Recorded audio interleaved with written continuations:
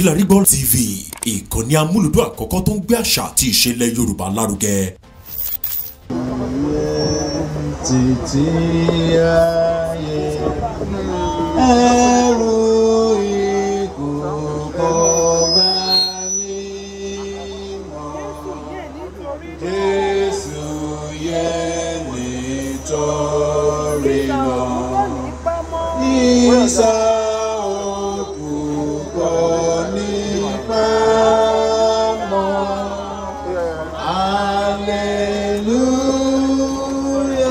Hallelujah. Olúwa wí pé èmi ni àjíǹde àti ìyè, ẹni tí ó bá gbà mí gbọ́ bí ó tilẹ̀ kú yóò yè, ẹnikẹ́ni tí ń bẹ láàyè tí ó sì gbà mí gbọ́ kì yóò kú mọ́ láéláé. Jésù yè látòní lọ. Jésù yè látòní lọ. Ikú jẹ́ ọ̀nà sí ìyè. Èyí yóò jẹ́ túnú wá bàtà gbogbo ikú bá dé.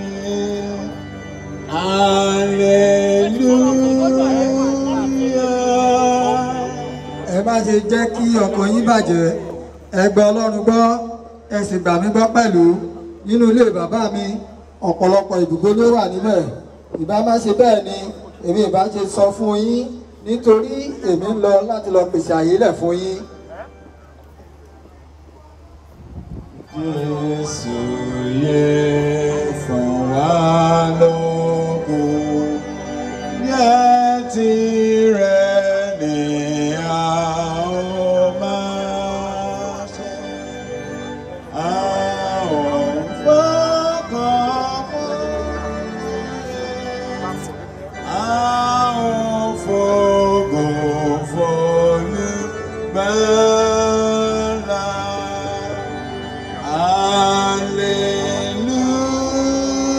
Hallelujah. Nítorí a kò mú ohunkóhun wá sí ayé, ó sì dá mi lójú pé a kò ní mú ohunkóhun lọ jáde lọ. Olúwa fi fún ni, Olúwa sì gbà lọ. Ìbùkún ni fún ọrùn Olúwa. Jésù yè èyí dájú. Ikú àti ipa oko. Ìyàlẹ́ àmì kúrò nínú ìfẹ́ láti Jésù.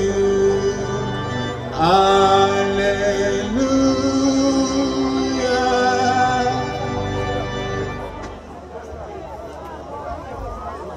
Ní kùtùkùtù ó ní àwọ̀ lára, ó sì dàgbàsókè. Ní àṣálẹ́ akẹ́lulẹ̀, ó sì rọ.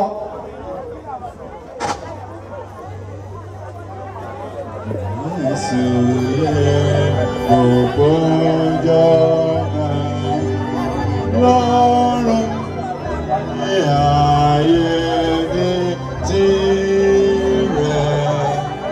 Ẹ jẹ́ kí a máa tẹ̀lé káyà lè jọba pẹ̀lú rẹ̀.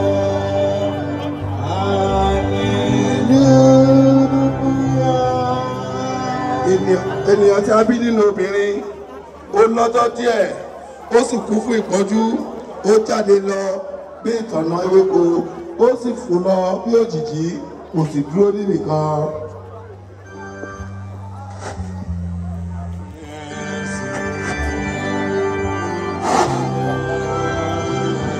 Aláṣẹ global.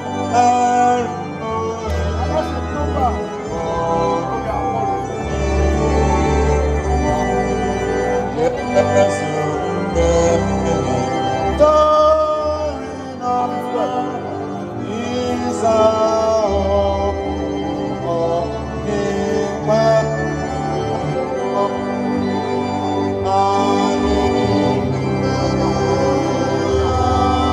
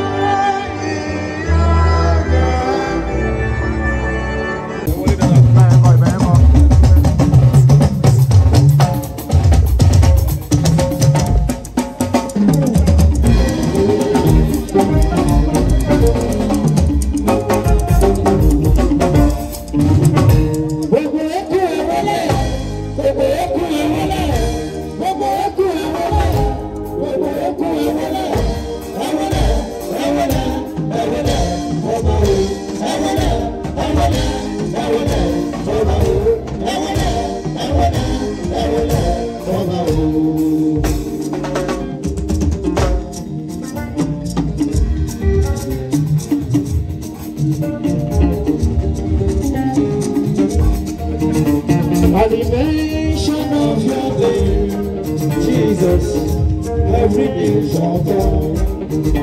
At the mention of your name, Jesus, every knee shall bow.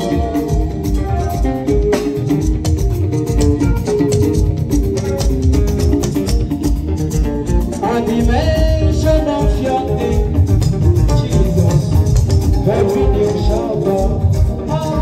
At the mention of your name, Jesus, every knee shall bow.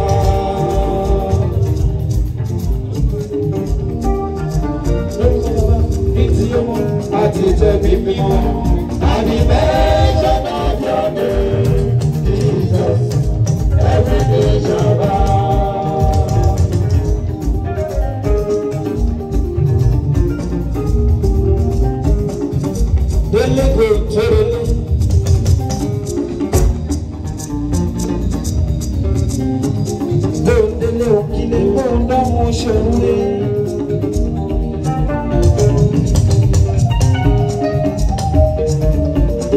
Aláṣẹ fẹ́fẹ́ gbòòrò ṣó ti lọ́nà mi.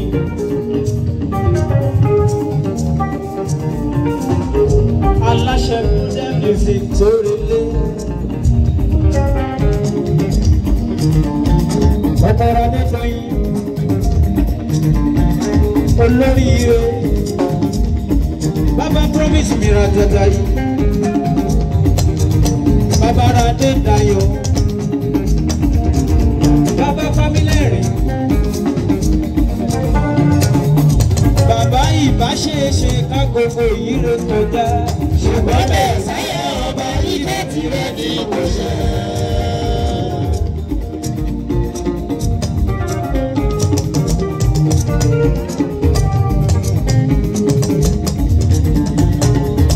Bàbá ìbáṣeéṣe ká gbogbo yìí ló kọjá. Ṣùgbọ́n bẹ́ẹ̀ sáyà ọba ilé tirẹ̀ ní kò ṣe.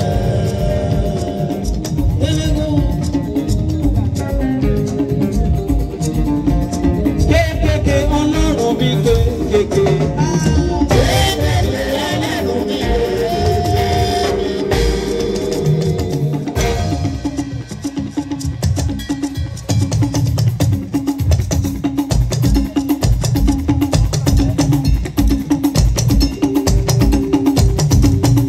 Bọ́lára gbéyọ, àwa fẹ́ olóòótọ́, ṣùgbọ́n ọlọ́run fẹ́ ojú wa lọ. Kéékèèké ọlọ́run mi kéékèèké. Kéékèèké ọlọ́run mi kéékèèké. Délé, mo fẹ́ lówó, mo fẹ́ lọ́lá, mo fẹ́ pẹ̀lú. Mo fẹ́ lọ́lá, mo fẹ́ lọ́lá, mo fẹ́ pẹ̀lú. Gbọ́n, ó kìlàkìtà bàbá lé ní lọ́dún tó bẹ̀ tó kú. Bàbá lé ní lọ́dún tó bẹ̀ tó kú.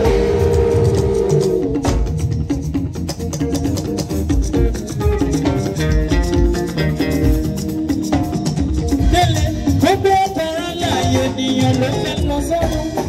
Kò má sẹ́ni kan tó fẹ́ mi. Gbogbo ọ̀tọ̀rọ̀ láàyè ènìyàn ló fẹ́ lọ sọ́run rere. Kò má sẹ́ni kan tó fẹ́ mi.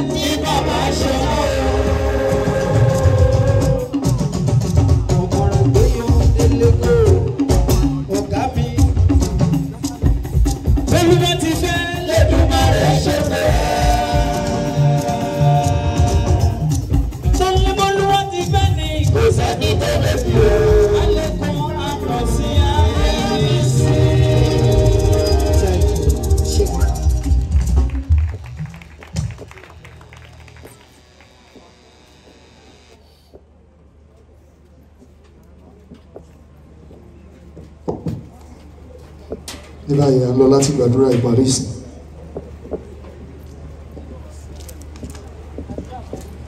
Olúwa Ọlọ́run Olódùmarè fún ohun gbogbo àti ní àyíká yìí tá a wà, ohun tó sọ fún wa ní pé ká máa dúpẹ́. A gbé ọ̀gá fún ìgbésí ayé Jacob Ọládélé Àgbéyọ. Olúwa gbọ́pẹ́ wa, Olúwa gba yìn wa. A ti fi lélẹ̀ fún gbogbo ènìyàn láti kú lẹ́yìn eléyìí ìdájọ́, ṣùgbọ́n ohun táwa béèrè ní ìtẹ́ àánú. Má ṣe bá ọmọ rẹ wíjọ́ Olúwa, mi ò gbá mi, má ṣe bá ọmọ rẹ wíjọ́ Olúwa. Àánú Olúwa fi gbà á wọlé, àánú Olúwa fi gbà á wọlé. Gbèsè kan ló wà láàrin ikú àti ìyè, Olúwa má jà kánjú gbé. Àwa ń lọ sí ipa kejì báyìí, Olúwa máa bá wa lọ. Bàbá àti Ọlọ́run wa, a ti sọ wípé a ó mú ọkàn, a ó sì fi ọkàn sílẹ̀. Èyí tó wà lẹ́yìn lórúkọ Jésù má ṣe ní tẹ̀lé. Gbogbo agbára tó lè dúró wípé àsìkò tó máa fìyà jẹ ẹnìkejì rẹ̀ ti lọ. A gbàdúrà fún ẹ Adédoyin, ìyà ò ní jẹ ọ́. Gbogbo ẹnikẹ́ni tó ń retí ibi lẹ́yìn eléyìí lórúkọ Jésù, ọwọ́ tán gbé kó máa fi ṣe ara wọn. Lórí àwọn ọmọ, ọwọ́ tán gbé kó máa fi ṣe ara wọn. Nínú ìdílé Àgbéyọ, ọwọ́ tán bá gbé kó máa fi ṣe ara wọn. Nínú ìjọ lórúkọ Jésù, ọwọ́ tán bá gbé kó máa fi ṣe ara wọn. Gbogbo ẹbí àti ará débi láyọ̀ àti àlàáfíà, ẹ padà láyọ̀ àti àlàáfíà lórúkọ Jésù. Ibi ò ní ṣẹlẹ̀ sí ẹnì kankan. A ò ní fi wá ṣètùtù fún orílẹ̀-èdè yìí. Agbára ọ̀tá ò ní ká wa. Àbọ̀ Ọlọ́run adájú lé wa lórí. Àkọsílẹ̀ Psalm 91 yóò ṣiṣẹ́ mọ́ wa lára, bẹ́ẹ̀ ni yóò sì rí. A ó sì máa gbé Ọlọ́run ga ní àṣẹ Jésù Kristi Olúwa wa. Jẹ́ kí a tẹ́wọ́ fún oore ọ̀fẹ́. Jẹ́ kí oore ọ̀fẹ́ Jésù Kristi Olúwa wa, ìfẹ́ náà ti Ọlọ́run, ìdàpọ̀ ti àwọn ènìyàn mọ́, àlàáfíà ti Baba, ti Ọmọ, ti Ẹ̀mí mọ́, kó máa bá wa lọ. Àdílébáre, ànìrànkóre láti àkókò yìí lọ àti títí láéláé. Hallelujah, hallelujah, hallelujah. Hosanna, Hosanna, Hosanna. Ìyè, ìyè, ìyè. Ẹ̀yin Jésù lógo. Ẹjọ́ ọba 2 là ń lọ báyìí. Gẹ́gẹ́ bí mo lè sọ lẹ́ẹ̀kan, àwọn ìránṣẹ́ Ọlọ́run, àwọn ọmọ àti ẹbí, àwọn kọrin 3 péré ni ìyá ó lọ síbi. So a ó kọ́kọ́ gbé pósí yẹn síwájú. Àwọn ìránṣẹ́ Ọlọ́run, àwọn ọmọ wọn tẹ̀lé wọn àtàwọn akọrin. Aki Ajum National Coordinator Champion Kule Obio, Sheikh Zida Water, Ajum Lagos Chairman, the Major, Bristol, the Spirit Shegun Oli, to Saino, Balogun, àti bẹ́ẹ̀ bẹ́ẹ̀ lọ, ẹ káàbọ̀ sáàrin wa o.